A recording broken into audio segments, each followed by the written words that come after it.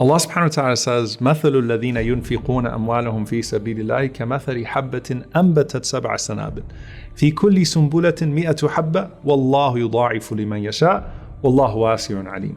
That the example of those who spend their wealth in the way of Allah is like a seed that then grows these 7 pods. And in each one of those pods, you have 100 grains, so a total of 700. And Allah multiplies His reward for whom He wills, for Allah subhanahu wa ta'ala is vast and all-knowing.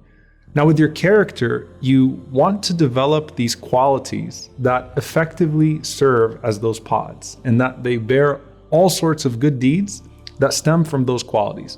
And that's what a maqam is, a station is in tazkiyah, that you reach this place to where good becomes your nature because you've nurtured a certain good quality that just keeps on producing fruit over and over again.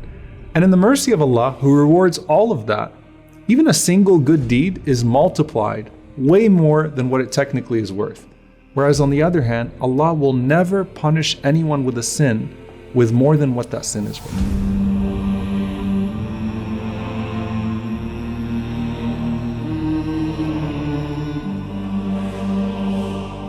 The Prophet ﷺ said, Inna Allah katab al-hasanat wa sayyi'at. Verily, Allah has recorded good and bad deeds, and He made them clear. So He said, whoever intends to do a good deed, but does not do it, then Allah will still record it as one complete good deeds. And if he intends to do that good deed, and he follows through, then Allah subhanahu wa ta'ala will record it as 10 good deeds, up to 700 times, as much as Allah wills. And then if he intends to commit a sin, but he doesn't follow through, then not only does Allah not punish him, Allah will record for him one complete good deed, because he would have held himself back and repented. Now if he goes forth and he does that sin, then Allah subhanahu wa ta'ala will record one single bad deed. Now when you read this hadith, you obviously marvel at the mercy of Allah. But have you ever wondered what makes a deed go from 10 to 700 and beyond? First, the sincerity of that deed undoubtedly, which we've already covered in multiple scenes. Then it's making sure you don't shortchange yourself by not doing a deed fully. So for example, what is Assalamu Alaikum worth versus Assalamu Alaikum wa Rahmatullahi Wabarakatuh? A man once came to the Prophet ﷺ and he said, Assalamu alayka ya Rasulullah. The Prophet ﷺ responded and he said, Ashrun, 10 good deeds. Then another man came to the Prophet ﷺ and said, Assalamu alaikum wa rahmatullah. Peace be unto you and the mercy of Allah. The Prophet ﷺ said, Ishrun, 20 good deeds. Then another man came and said, Assalamu alaikum wa rahmatullahi wa barakatuh. May the peace of Allah be upon you, His mercy and His blessings. And the Prophet ﷺ said, Thalathun, 30 good deeds. So they're all technically the same. You're functionally giving salam, but it's the most complete one that is going to be the most rewardable on the scale.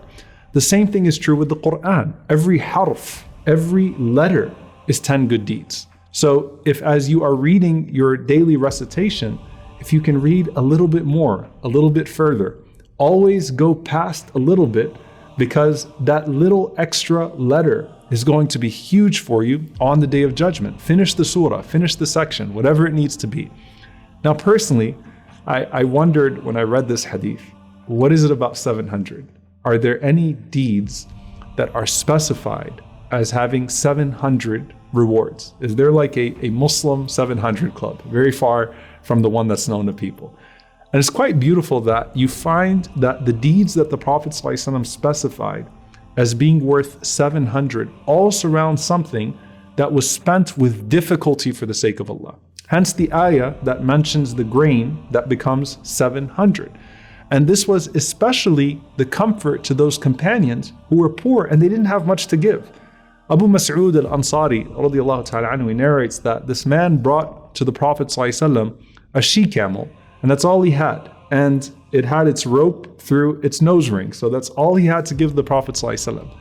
And he said, Ya Rasulullah, this is to be devoted for the sake of Allah. I'm giving this for the cause of Allah. The Prophet ﷺ said to him that on the Day of Judgment, you will have for this one she-camel, 700 she-camels, each coming forth with a rope through its nose ring. Ibn Abbas radiallahu ta'ala anhuma, he commented on the ayah about 7 pods bearing 100 grains. He said, any money that is spent fi sabilillah, in the cause of Allah, and that includes the money that is spent on Hajj. He said, the dirhams will be multiplied by 700 for you on the Day of Judgment. And then there is one deed.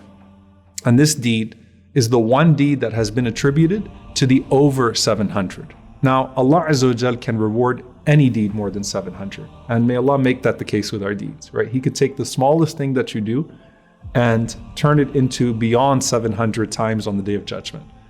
But the one deed that the Prophet ﷺ specifically connected to this is actually the one deed that you're doing right now. The Prophet ﷺ said, لِلصَّائِمِ فَرْحَتَانِ. The fasting person has two moments of joy.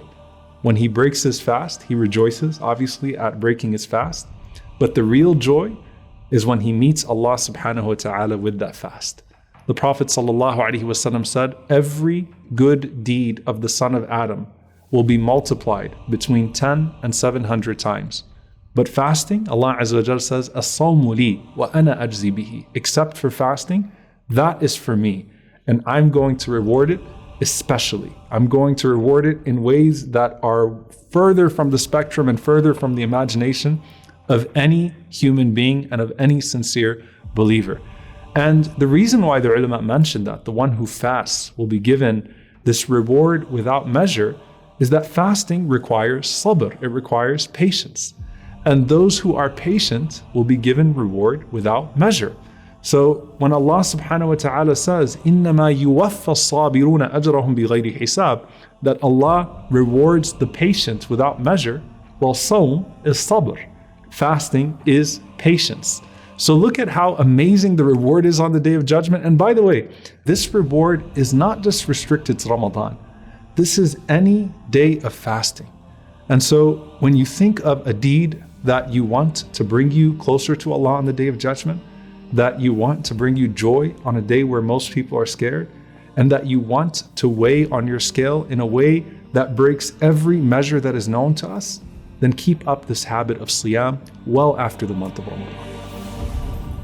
فأما من ثقلت موازينه فهو في عيشة راضية